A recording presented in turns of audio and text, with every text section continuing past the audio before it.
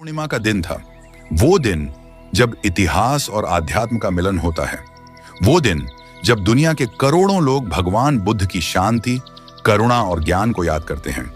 नेपाल से लेकर Japan, Thailand से लेकर श्रीलंका तक दुनिया के 100 से ज्यादा देश आज के दिन दीप जलाते हैं, ध्यान लगाते हैं और अपने बच्चों को बताते हैं। यही वो दिन है जब एक राजकुमार ने महलों की मोह माया छोड़कर इंसानियत का रास्ता चुना था। यही वो दिन है जब बुद्ध का जन्म हुआ था। यही वो दिन है जब उन्होंने ज्ञान प्राप्त किया था और यही वो दिन है जब उन्होंने निर्वाण को प्राप्त किया। इतिहास में शायद ही कोई और दिन हो जो जन्म, ज्ञान और मुक्ति इन तीनों का प्रतीक हो।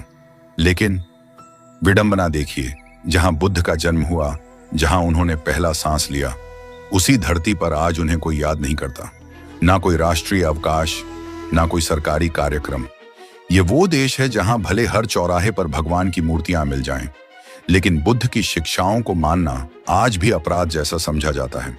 और इससे भी ज्यादा अफसोस की बात यह है कि वही बहुजन समाज जिसके लिए बाबा साहेब ने कहा था, हम हिंदू पैदा हुए हैं लेकिन हिंदू मरेंगे नहीं, वो समाज आज फिर उसी अंधकार की ओर लौट रहा है जहां नारियल बोलते हैं और देवी जागती है लेकिन इंसान नहीं जागता। इस बुद्ध पूर्णिमा पर जब पूरा विश्व शांति की प्रार्थना में खोया था, भारत के एक कोने में एक और आग जल रही थी। लेकिन ये अग्नि यज्ञ की नहीं थी, ये अग्नि थी आक्रोश की। ये चिंगारी थी उस असली अनुयायी की जो चीख रहा था, तुमने बाबा साहेब के सपनों से गद्दारी की है। वो थे चंद्रशेखर रावण। उनकी आंखों में सिर्फ गुस्सा नहीं था, उनकी आंखों में टूटी हुई उम्मीदें थीं। जिस समाज के लिए वो लड़ रहे थे, उसी समाज को फिर से गुलामी की बेड़ियों में लौटते हुए देखना उनके लिए असहनीय था, क्योंकि वो जानते हैं बहुजन समाज का भविष्य बौद्ध धर्म में है, शिक्षा में है, ज्ञान में है, न्याय में है, संविधान में है, लेकिन अंधविश्वास में नहीं, पाखंड में नहीं और देवी देवताओं की उस दुनिया में बिल्कुल नहीं जिसने सदियों तक बहुजनों को इंसान मानने से इनकार कर दिया। 14 अक्टूबर 1956 वो तारीख थी जिसने भारत के इतिहास की दिशा ही बदल दी। नागपुर की जमीन पर जब बाबा साहेब भीमराव अंबेडकर खड़े हुए तो उनके साथ सिर्फ 5 लाख लोग नहीं थे। वो लाखों लोग दरअसल सदियों की गुलामी, अपमान और सामाजिक तिरस्कार को लेकर खड़े थे। उस दिन उन्होंने सिर्फ धर्म नहीं बदला था, उन्होंने जंजीरें तोड़ी थीं। उन्होंने सदियों पुरानी व्यवस्था को चुनौती दी थी। उन्होंने उस परंपरा के खिलाफ विद्रोह किया था जिसने जन्म के आधार पर इंसान को इंसान मानने से इनकार कर दिया था। और जब उन्होंने कहा, हम हिंदू पैदा हुए हैं लेकिन हिंदू मरेंगे नहीं, तो वो सिर्फ एक वाक्य नहीं था, वो एक ऐलान जंग था। हिंदू धर्म की उन जातीय दीवारों के खिलाफ जो इंसान को मंदिर की सीढ़ियों तक नहीं चढ़ने देती थी, जो छाया को भी अपवित्र मानती थी, जो एक बच्चे को सिर्फ इसलिए शूद्र बना देती थी क्योंकि उसकी मां ने किसी निचली जाति में जन्म लिया था। बाबा साहेब ने वो सब देखा था, उन्होंने वो सब सहा था जिसे सोचकर भी आत्मा कांप जाए। वो जानते थे ये धर्म नहीं, ये व्यवस्था है, सत्ता की, गुलामी की और शोषण की। इसलिए उन्होंने कहा, अब और नहीं, अब हम ज्ञान की राह पर चलेंगे, जहां सब बराबर हैं, जहां कोई ऊंचा नीचा नहीं, जहां भगवान नहीं, बुद्ध है जो सोचने को कहता है, मानने को नहीं। उनके लिए बौद्ध धर्म अपनाना कोई धार्मिक रीति नहीं थी, वो क्रांति थी, एक सामाजिक पुनर्जागरण था, एक नए भारत की नींव थी जहां बहुजन समाज सिर्फ वोट नहीं होगा, वो इंसान होगा। आज बुद्ध पूर्णिमा है, वो दिन जब हम बुद्ध की मूर्ति के आगे दीप जलाते हैं, शांति की कामना करते हैं, करुणा की बात करते हैं और खुद को बाबा साहेब के अनुयायी भी कहते हैं। लेकिन उसी दिन हम अपने ही घरों में मां दुर्गा के आगे प्रसाद चढ़ाते हैं, नारियल फोड़ते हैं, भजन कीर्तन करवाते हैं और पूरी रात माता जागरण में डूबे रहते हैं। ये कैसा विरोधाभास है। एक और विज्ञान, विवेक और आत्मज्ञान की मशाल थामे बुद्ध खड़े हैं जो कहते हैं, आओ सोचो, प्रश्न करो, तर्क करो। और दूसरी ओर मनुवादी परंपरा की छाया में देवी देवताओं की चुप मूर्तियां हैं जो कहती हैं, प्रश्न मत करो, बस सिर झुकाओ और चढ़ावा चढ़ाओ। क्या तुम देख पा रहे हो, ये 2 रास्ते नहीं हैं, ये 2 विचारधाराएं हैं, 2 संस्कृतियां हैं, 2 भविष्य हैं। बुद्ध का रास्ता तुम्हें पढ़ने को कहता है, लेकिन ब्राह्मणवाद का रास्ता तुम्हें पुरोहित के आगे झुकने को मजबूर करता है।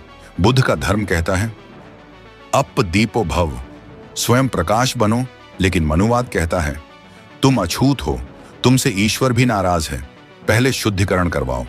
और दुख की बात यह है कि बहुजन समाज, जिसे बाबा साहेब ने चेताया था, जो कहकर गए थे मंदिर तुम्हारे नहीं हैं, मूर्तियां तुम्हारी नहीं हैं, ये भगवान भी तुम्हारे नहीं हैं, उसी समाज को आज फिर से उसी पुरानी कैद में लौटाया जा रहा है, पर इस बार आस्था और संस्कार के नाम पर। क्या आपको नहीं लगता कि ये एक नया जाल है, एक ऐसा मनोवैज्ञानिक षड्यंत्र जहां तुम्हें लगता है कि तुम पूजा कर रहे हो, पर असल में तुम अपने आत्मसम्मान को फिर से सौंप रहे हो उसी व्यवस्था को जिसने तुम्हें सदियों तक कुचला, छिपाया और मिटाया। क्या यह संयोग है कि कथा कीर्तन करने वाला ब्राह्मण तुम्हारे ही घर आता है, लेकिन अपने घर कभी नहीं कराता? क्योंकि उसे पता है यह सिर्फ पूजा नहीं, यह उसका बिजनेस है, और जब तक तुम ग्राहक बने रहोगे वो तुम्हारे जागने से डरता रहेगा। आज बुद्ध पूर्णिमा है, लेकिन सवाल यह है कि तुम बुद्ध के दीप जला रहे हो या मनुवाद की राख में फिर से खुद को दफना रहे हो? कभी सोचा है, क्या आपने कभी यह सवाल खुद से पूछा है कि एक ब्राह्मण कभी अपने घर में कथा कीर्तन क्यों नहीं करता? क्यों उसके घर में ना कोई हवन होता है, ना देवी जागती है, ना ही वह खुद किसी पुरानी मूर्ति के आगे बैठकर आरती उतारता है? क्यों? क्योंकि वो जानता है कि ये सब उसके लिए नहीं है, ये सब तुम्हारे लिए है। ये उसका धर्म नहीं, उसका धंधा है। वो तुम्हारे घर आता है, तुम्हें मंत्रों में उलझाता है, तुम्हें स्वर्ग नरक पाप पुण्य के खेल में फंसाता है और फिर हाथ फैलाता है, कभी दक्षिणा के नाम पर, कभी प्रसाद के नाम पर, कभी यज्ञ के नाम पर, और तुम वो सब देते हो खुश होकर, श्रद्धा से, जैसे कोई बहुत बड़ा पुण्य कर रहे हो। लेकिन सच्चाई ये है, तुम उसी लोहे की जंजीर को चूम रहे हो जिसने सदियों तक तुम्हारी आत्मा को जकड़ा हुआ था।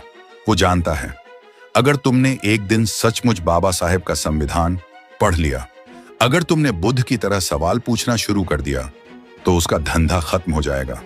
इसलिए वो तुम्हें डराता है।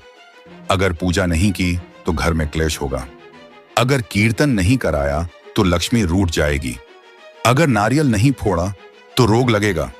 डर बेच रहा है वो, और तुम उसे खरीद रहे हो अपने ही आत्मसम्मान की कीमत पर। क्योंकि जब तुम डरते हो तब तुम बाबा साहेब को भूल जाते हो, संविधान को भूल जाते हो, अपने अधिकार, अपनी गरिमा, अपनी स्वतंत्रता को भूल जाते हो। और यही तो वो चाहता है कि तुम सवाल मत पूछो, तुम जागो मत, तुम सिर्फ झुको। और यही देखकर चंद्रशेखर रावण भड़क गए। वो चुप नहीं रह सके, क्योंकि उन्होंने वो सपना देखा था जिसमें बहुजन समाज भीख नहीं, हकन मांगता है। वो सपना जिसमें बहुजन सिर झुकाकर मंदिर की सीढ़ियां नहीं चढ़ता, बल्कि सिर उठाकर संसद की सीढ़ियां चढ़ता है। लेकिन आज उन्हीं की आंखों के सामने वो समाज जिसे उन्होंने बार बार चेताया, वो समाज जिसके लिए उन्होंने लाठियां खाई, जेल गए, आज फिर उसी पुराने भ्रमजाल में उलझ गया है। रावण को गुस्सा उस दुश्मन से नहीं था जो बाहर है, बल्कि उस नींद से था जो अपने ही लोगों की आंखों में पल रही थी। उन्हें दर्द है उस समाज से जिसने बाबा साहेब की किताबें छोड़कर अब फिर से कथा कीर्तन पकड़ लिए हैं, जो संविधान की अदालत को छोड़कर अब फिर से देवी देवताओं से इंसाफ मांग रहा है। वो चीखना चाहते थे कि ये न्याय नहीं है, ये पलायन है। तुम फिर वहीं लौट रहे हो जहां से बाबा साहेब तुम्हें खींचकर बाहर लाए थे। वो देख रहे थे कि आज का बहुजन युवा मोबाइल चलाता है, लेकिन सोच पुरानी किताबों में बंद है। वो वीडियो देखता है, लेकिन विवेक से अंधा है। आज का बहुजन रावण के जलने पर तो तालियां बजा देता है, लेकिन जब कोई चंद्रशेखर रावण उसके लिए आवाज उठाता है तो चुपचाप आगे बढ़ जाता है, जैसे कुछ हुआ ही नहीं। और यही चीज रावण को जला गया। वो जलन सिर्फ गुस्सा नहीं थी, वो था एक सवाल जो अब वो पूरे देश से पूछना चाहते हैं। क्या तुम वाकई आजाद हो या फिर से गुलामी की नई चादर ओढ़कर सो गए हो?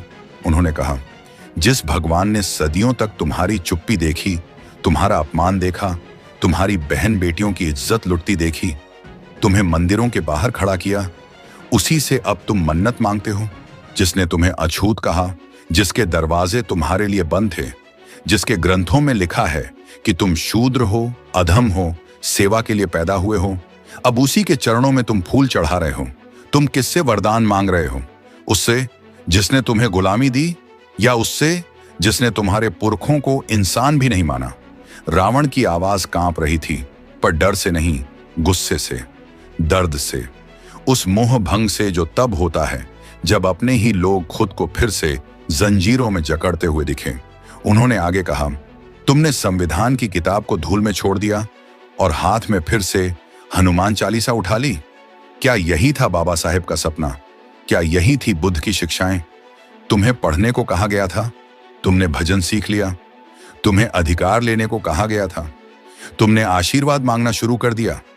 तुम्हें बुद्ध बनने को कहा गया था, तुम फिर से भक्त बन गए। अब भी वक्त है, उन्होंने चेतावनी दी।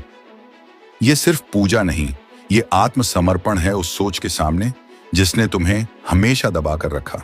अगर अब भी नहीं जागे तो अगली पीढ़ी तुम्हारे इस घुटने टेकने की कीमत चुकाएगी। सच्चाई यही है, बहुजन समाज आज दो राहों पर खड़ा है। एक ओर बाबा साहेब का रास्ता, शिक्षा, संघर्ष और संविधान का, और दूसरी ओर वो रास्ता जिस पर तुम्हें झूठा, चमत्कार, पाखंड और चुप्पी मिलती है। रावण, मैं तुम्हारे लिए खड़ा हूं। मैं डरता नहीं, झुकता नहीं, लेकिन क्या तुम मेरे साथ चलोगे? सिर्फ इतना मत बोलो कि जय भीम, उसे जियो, उसे समझो, वरना फिर से वही होगा और तुम फिर से गुलाम बन जाओगे। अब समय है, भगवान नहीं, संविधान ही उद्धार करेगा। इस वाक्य को सिर्फ पोस्टर पर नहीं, अपने जीवन पर लिखने का। अब फैसला तुम्हारे हाथ में है। तुम चाहो तो फिर से झुक सकते हो उन चरणों में जिन्होंने तुम्हारे पुरखों की रीढ़ तोड़ी थी, या फिर तुम खड़े हो सकते हो उन कंधों पर जिन्होंने तुम्हें उठाया था। बाबा साहेब, बुद्ध, फुले, पेरियार और अब रावण। तुम चाहो तो फिर से कथा कीर्तन में डूब सकते हो, या फिर संविधान की रोशनी में जाग सकते हो। याद रखो, भगवान ने कभी तुम्हें नहीं बचाया, तुम्हें हमेशा इंसानों ने ही बचाया है, जिन्होंने लिखा, लड़ा, जेल गया और जान दी। अब वो लोग फिर खड़े हैं, फिर बोल रहे हैं, फिर झकझोर रहे हैं। सवाल ये नहीं है कि रावण क्यों भड़का, सवाल ये है कि तुम कब जागोगे।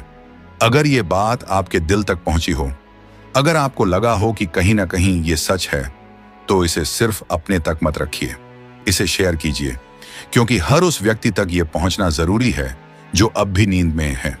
वीडियो को लाइक कीजिए, कमेंट में अपनी राय जरूर लिखिए, और अगर आप भी इस क्रांति का हिस्सा बनना चाहते हैं तो चैनल को सब्सक्राइब कीजिए, क्योंकि ये सिर्फ एक YouTube चैनल नहीं, ये एक आंदोलन है, और हर आंदोलन को आप जैसे जागरूक साथियों की